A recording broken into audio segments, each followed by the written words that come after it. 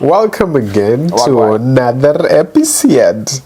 We have a visitor in the house, but he's hiding. Don't worry about it. We'll show you who he is maybe at the end of this video. So just stay tuned. But we're having a good time in the house, and In the hand. we had in the house with Alejo again. Wagwan. And today actually we want to talk about money. Money, because money controls the world and money controls people's minds, but Okay. not my mind. I don't think you can get controlled by money. No. Good. There was a time I was, but no. Yeah, but now not so much. I think now you rather control the money instead of money controlling you. Big fact. So my question to the audience today, and to my friend here always, my brother, is: will you say that it's still hard for black men to get successful in America in the age of 2025, 2026 going forward? I'm gonna be so real with you. I don't necessarily think it's black man. I think it's anybody. It's hard for anybody to be successful because it requires a level of diligence and perseverance and just consistency that the average individual does not have, or the average individual is not willing to sacrifice for. But statistics say that many white men have a higher chance of being successful than a black man in the United States. I would agree, yeah, because part of it is like think about it from an intergenerational standpoint, right? Yeah. Intergenerationally, you have these white people that have kind of cooked the system. Yeah. They know all the tricks of the trade. We kind of had this conversation in the last episode about like relationships and what white women and like what a white woman build you up, right? Yeah. So it's the same idea in this case, but these white people have the tricks of the trade. They know what to do. They kind of basically they made their own system. So for example, you are not as well versed in taxes. Yeah. If you needed to know something about taxes, 9 times out of 10 you would call a white person. That's right. So because they're more knowledgeable, they know more, and they have the knowledge that's been passed down to them intergenerationally. What black person you know that really knows taxes, bro? Yeah. No, I'm serious. For sure, yeah. I really don't. I Even haven't think about met so tax many. lawyers, bro. Yeah. I don't know a single So black or will minority tax lawyer. you be okay if I say that black people should stop blaming racism for them not being successful in this day and age? Yeah, look at you. You came from Africa. You came from nothing, and you're successful. So what's the point? Like it's the only difference between you and somebody that wants to be successful is that you actually put in the work, you sacrificed, you went through the hard times, you went through the struggle to get where you are, and now you're finding success. But anybody can do it. It's just whether or not you're willing to put in the work and the extra effort and take the risk and also be consistent. For example, I understand how psychology works. At least I like to think I have an understanding of how psychology works. I have a playlist on my phone. So everything that I consume has to benefit me in some way. Every person I'm around has to benefit me in some way. Whether it be you're my brother and you hold me accountable and together we can do things together to build our own success. You took me to LA. We went to LA together. We had a wonderful experience. We built a relationship off of what we're willing to do to feed the grind. To become successful. We were able to network and do wonderful things in LA. Now we come home, we're a lot closer, and now I'm doing this podcast with you. So part of it is like, you have an immense value in my life. You've also helped me achieve different experiences that I've never really had before. So again, that's major value. You believe in me. You see potential in me. Not everybody has that. So that's value. Now, when it comes to the media and stuff that I intake, I don't always watch a lot of TV, but if I do, it's usually like documentary stuff that it's educational. That's right. When it comes to music, I listen to a lot of Amapiano, you know this, but I also have a playlist that is specifically about money. It's called Bag Talk. And everything that I listen to on Spotify in this playlist is centered around something with currency or money, living in opulence, whatever it may be, because part of that is manifesting your reality. So if you're consistently intaking information and hearing these words about money, then you're more likely to either seek that, find that, or attract that. Because because subconsciously your subconscious is like, okay, money, because all you're listening to is money. So I'm basically like tricking and rewriting the wiring of my brain to focus on money. Huh, So interesting. yeah, there's all kinds of science. I also to have it, to but be yeah. fair that you've been really your transformation has been like great just the last 1 year for sure. Let me just say the last 1 year, crazy transformation. Like I just can't even imagine. I'm sitting here talking to you, and you're That's dropping interesting. all these gems. I have to say that I'm very proud of you because I appreciate that. you know, people always come from different spaces, and this comes also to my point that I also have to also talk about my success a little bit, like what really elevated me. And I know I was getting lots of problems with my other friends who are in the States because they were like, why do you like walking around with white people? And I don't say that I was walking around white people because I just wanted to walk around with white people, but I wanted to know how they work, how they function, because I'm like, how can these guys just be so self-sufficient? What's their secret? And I think I ended up cracking some of them. And will you say that it's sometimes beneficial to be around someone you think might oppress you to know how you can win the game? We have Can you someone repeat saying the that. question? I was being distracted. Yeah. Do you think that it's beneficial sometimes to be closer to someone who you think might oppress you just to see how they function and see how they work in their own way? Yes, it's beneficial for sure. I think so, right? I think one of the biggest learning opportunities is to be in a position where you know you're uncomfortable, you know that that's not your people, you know that that's not your demographic, and then that way you can have a greater understanding of what it's like on the other side.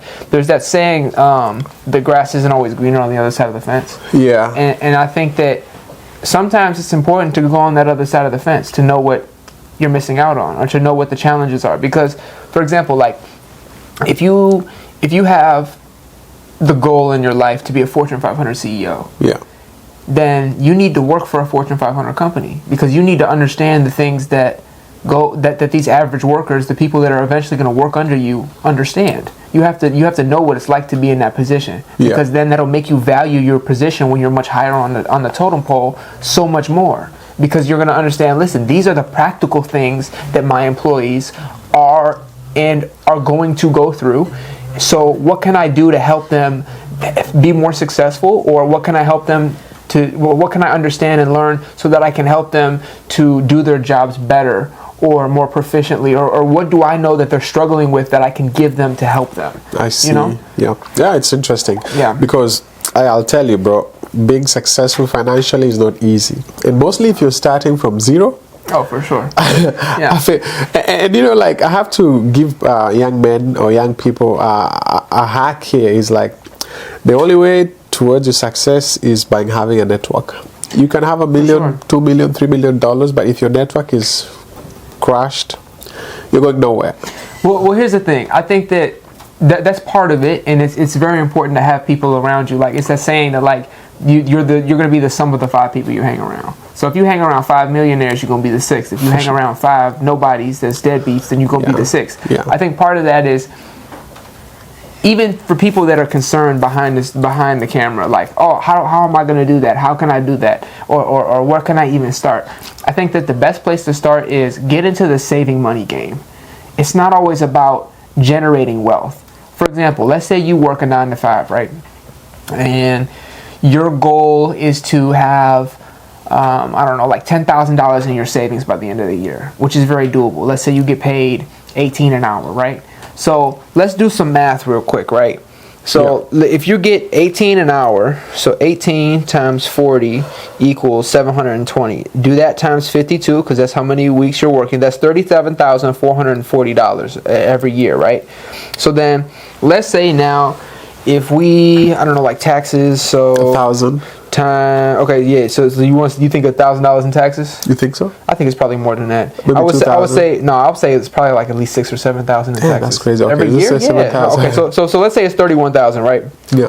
Let's call it 31,000 even. I don't know how to calculate taxes off the fly like that, and we're kind of on camera, so we don't have the time. But let's say 31,000 is your net take home, right? So then you divide that by 12. So that's roughly $2,500, $2,600 a month, right? So now you take that and let's say you have, I don't know, like $1,500 in expenses. So now you're left $1,000 left over, right? So if like your rent, your car payment, all that is about $1,500 a month. But there's high chance that won't be. That's not the case. But let's say for hypothetical purposes, that okay, yeah. So you have $1,000 left over. Yeah. So now let's say you don't take a lunch every day, right? So I like your math. Right? No. Hear me out, right? Okay, no lunch. So let's say you don't take a lunch to work with you every day. Okay. So now you're spending, let's say, $20 a day on lunch. Yeah. So let's say let's do 20 times 30 times 12. This one time 12. Well, well, actually, hold on. How many days would you be working a week? Well, okay, so 5 days. 5 times 4. 5 times 4 is That's 20. Okay, so 20 times 20. No, it's 20 times 20, right? So $400. We're trying to do a month. Yeah. So that means that if you have $1,000 in your personal money left over, and you're buying lunch every day for 20 days out of the month, that's $400 times 12. Times 12 is $4,800. So that means that if you decided to take a lunch to work and you're not spending $20 every day at work, money. You're saving automatically $4,800 a year or $400 every month. So that's the first thing you can do. You want, let's say your goal is $10,000 by the end of the year. Well, if you're getting $1,000 saving every month after expenses, what are you doing to mitigate those costs? And then by the end of the year, you would technically have what, $12,000? Yeah, but also you have to calculate emergency expenses. Well, and yeah. That obviously, but I like your hypothetical example, which is very. But if you think of like right now, how will you describe the situation of the economy towards young people who are starting? Because it's even hard for people to afford a house or to even to rent a house. I know people who live in their cars because it's just becoming so hard. Like right now, if you work at McDonald's with this kind of economy, I don't know how you even survive. For sure. Yeah. I think that there's something to be said though for like understanding and reading your reality and then working to fit your needs. For example, like I think everybody in society has this idea that they want to keep up with the Joneses. For those of you that are questioning what keeping up with the Joneses means, it's like fit in with the status quo or do what everybody else is doing. You go on social media, you see everybody flexing these nice watches, these nice cars, these chains, whatever, right? You want to be like that because that's what your understanding or the average understanding of success is, right? So like big houses, nice cars, big cars, whatever it may be, right? So from that perspective, you want to go get that. But if you're not in a position where you can even think about getting that because you want to, you're working at McDonald's, right? And you can't necessarily afford to spend that kind of money all the time, then read your reality and realize, okay, well, how can I get there? What's going to help me save money so that I can get there? Okay, well, if you need to go back and live with your mom for a year and you're 18, 19 years old, and you're used to living on your own and spending your own money, but you realize, hey, if I live with somebody else, it's less cost and I can save money over this period of time, then do what you can to limit those costs. What about these people who have turned a certain age and there's this crazy society pressure that makes them feel like their time is over? Like, for example, I can give a quick example is when you turn 30 or 35 or let's say close to 40, but mostly 30 to 35 or maybe 37, and you're still like trying to lift your head up, people be like, bro, you're late. This is something you should have done in your 20s. Like I always feel like that. But for women it's more of like family and kids, but for men it's more like finance. And I know there's some men out here who are making $2,000 a month and they're like 35 or they're like 40. What can you say in that kind of situation? Will you accept that they're late, or what will you say? All I'm gonna say is you can't rush greatness. I mean, think about some of like the most successful people. Bill Gates did not become a millionaire. A millionaire. This dude is a billionaire now. He didn't even become a millionaire until he was like 40 something. I mean, the average individual, like the dude that made Walmart, he didn't make Walmart till he was in his like 50s.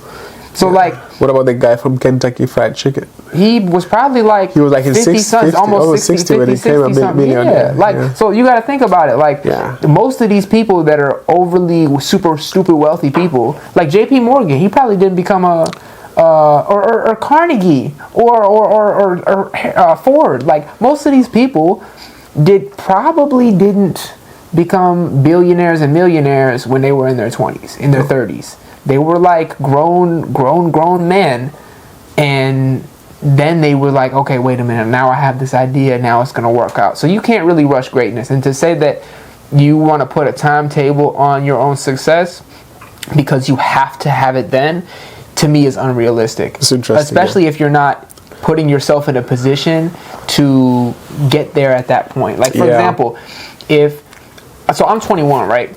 If I'm 21 now and my goal is to be a millionaire by 30, then what am I doing to put myself in that position? How am I structuring my income? How am I structuring my savings? What do I know? What money do I know I can generate between now and then that'll make me a millionaire?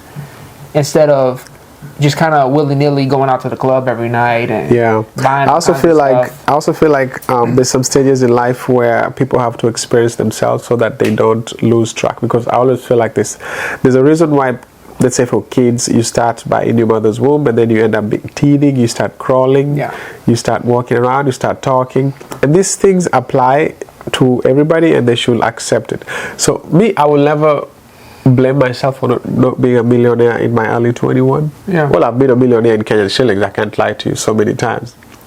Hey guys, I've been a millionaire in cash, but not that's the thing to flex. But I remember I remember the first time I became a millionaire Kenyan in Kenyan currency. I was like, damn, because it's always everybody's dream to become a millionaire in Kenya, and all of a sudden I became one, and I was like, oh really? And I became a millionaire again. Like, whoa, so this thing is possible. But now I'm trying to be a millionaire in USD. So actually, let the quick side question: how much is $1 million Canadian shillings to dollars? No. It's like, wait, how much is it? $10,000. $10,000. Okay. Wait. No. But my question is, what can that buy you? A piece of land. Really? Yeah. So $1 million Kenyan shillings or 10,000 US dollars. You can get a small 50 by 100 piece of land. Yeah. Okay, so I mean, but that's pretty good by Kenyan standards. That's good. Yeah, if I calculate how much money I make per year, I might buy someone's house. But I won't do that. But also the idea is, I think I became a millionaire in Kenyan shillings. Let me just use that. Let me say the first time and I'm saying $10,000. This is not like money I saved. This is money I got paid in. Like I worked and I got paid in like a week. I made $10,000 in 1 week. 10,000 US dollars? Yeah, in 1 week. Hey, I didn't want to say this here, but I just have to say it. Hey, all right, look at you, big boss. Okay. Yeah, all right. Bro, 10K in 1 week, bro. Okay. Yeah. Bro, hold on. The average American doesn't even make 10K in a week. I know, many Americans make. Bro, that's like rapper money.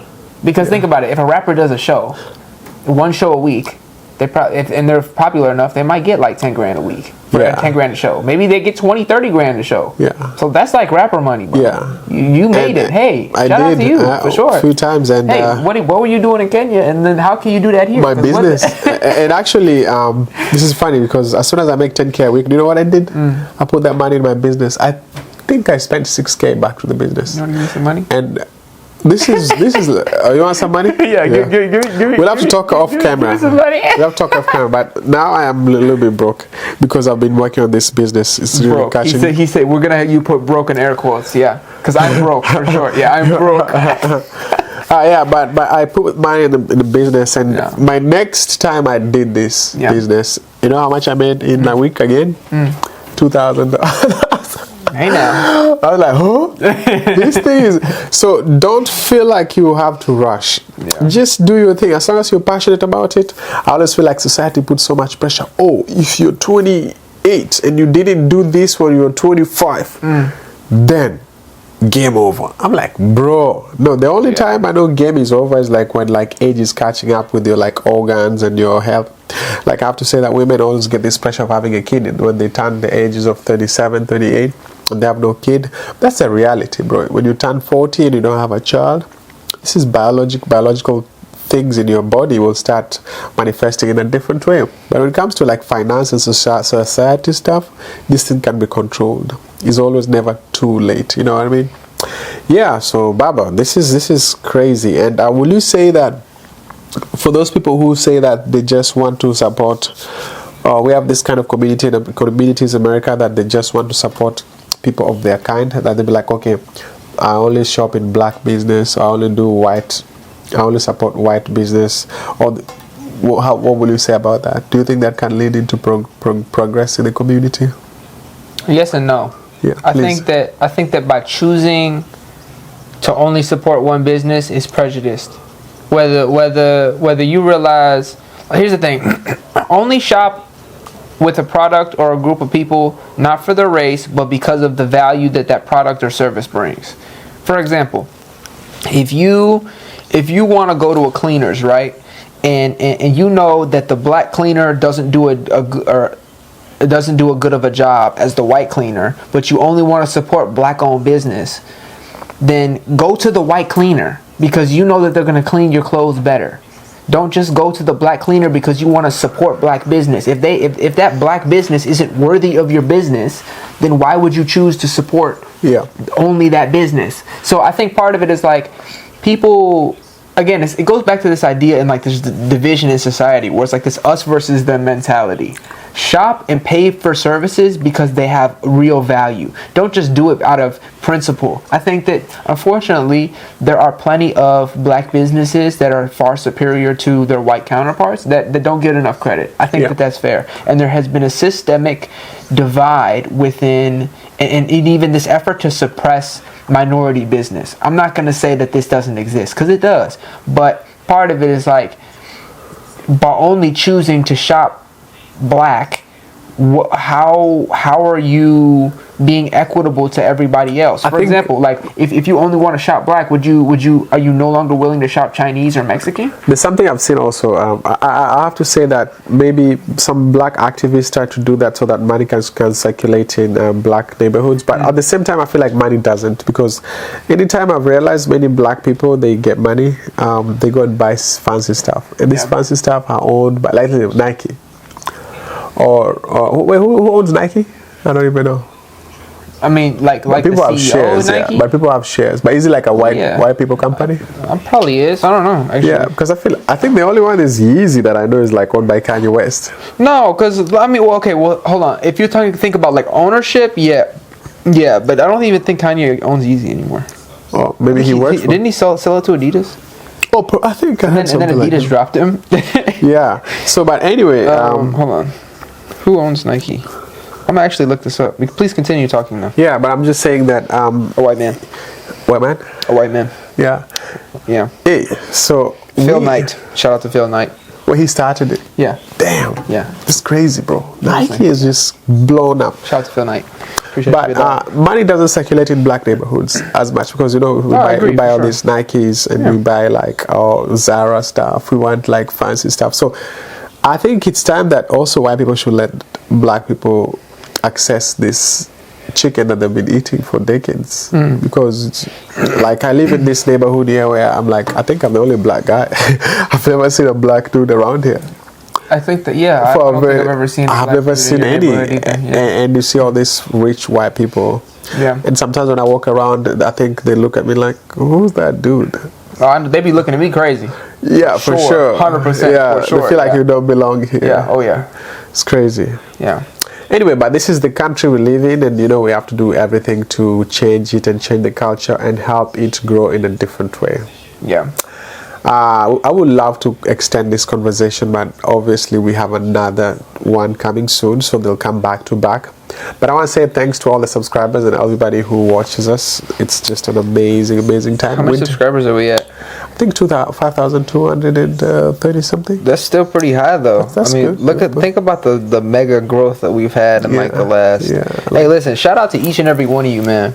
So we're at 5.22K. So hey, listen! I want to sit here and thank you. I want to also thank you, Blazy, because you did not have to bring me into this podcast. I know it's nice to be able to do this, but as somebody that feels the need to show gratitude every now and then, thank you, bro. Yeah, bro. Listen, it's been an honor and a pleasure. I love having these conversations. I enjoy this, and I also enjoy connecting with these people behind here. Like the people behind the camera, and it really is all about y'all, because we wouldn't have what we have if it weren't for people behind the camera to watch and give feedback and also join us in these conversations. So I appreciate every one of y'all. Bro, I always say it's always nice to hang out with you.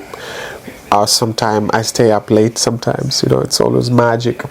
I know there's a guy with the phone on the other side. Can you reduce your volume? But that's okay. Anyway, until next time, guys. Peace.